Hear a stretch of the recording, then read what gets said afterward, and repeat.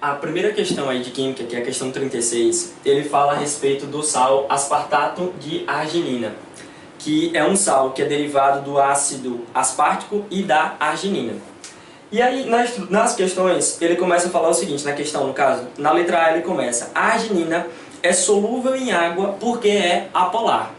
Vê, se a água é um composto polar, e se ele está dizendo que ele é solúvel na água, significa dizer que ele também tem que ser um composto polar. Naquela regra de que semelhante dissolve semelhante. Então a letra A já está errada porque ele está falando que é uma estrutura apolar. Na letra B, ele fala que o medicamento derivado de alfa-aminoácido evidencia a ligação peptídica. Gente, ele jogou nessa questão aí pelo fato de que quando a gente sempre fala em aminoácido, a gente logo associa na formação da ligação peptídica.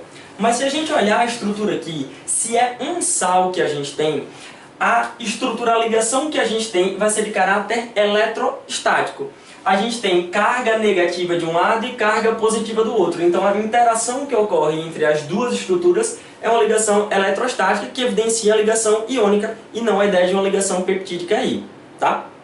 Na letra C, ele continua falando o seguinte: o aspartato é uma substância que possui apenas ligações covalentes na estrutura química. Bom, como a gente acabou de ver aqui, ocorre interação iônica, até porque você tem metal ligado a metal, você tem ligação, ainda evidencia ligação covalente, mas a ideia é o seguinte: como você tem carga negativa e carga positiva, a interação que existe entre as estruturas é uma atração eletrostática, o que vai evidenciar a característica de um composto iônico, beleza? E não da ligação covalente aí apenas.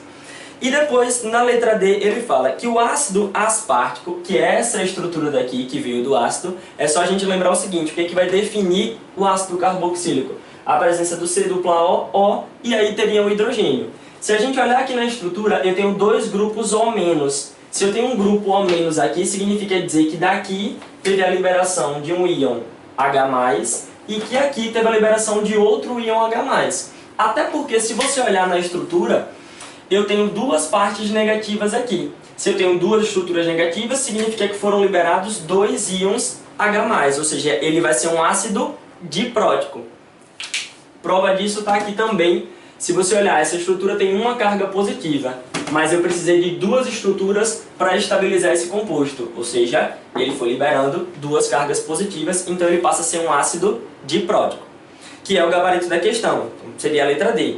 E na letra E, ele fala o seguinte, que é o óxido nítrico, que vai ser o NO. Se a gente for montar a estrutura, a gente teria isso daqui. O oxigênio ele é elemento da 6A, então tem 6 elétrons na última camada, 2 pares de elétrons livres ou elétrons não ligantes. Nitrogênio da família 5A, tem que ter 5 pares de elétrons, 2 ele já usou para fazer ligação, e acaba sobrando mais 2 pares e um elétron aqui. Então no total eu teria 2, 4, 6 e uns 7 elétrons não ligantes, ou seja, 3 pares e um elétron não ligante aqui no meu composto. E ele fala que ele só tem um par de elétron não ligante.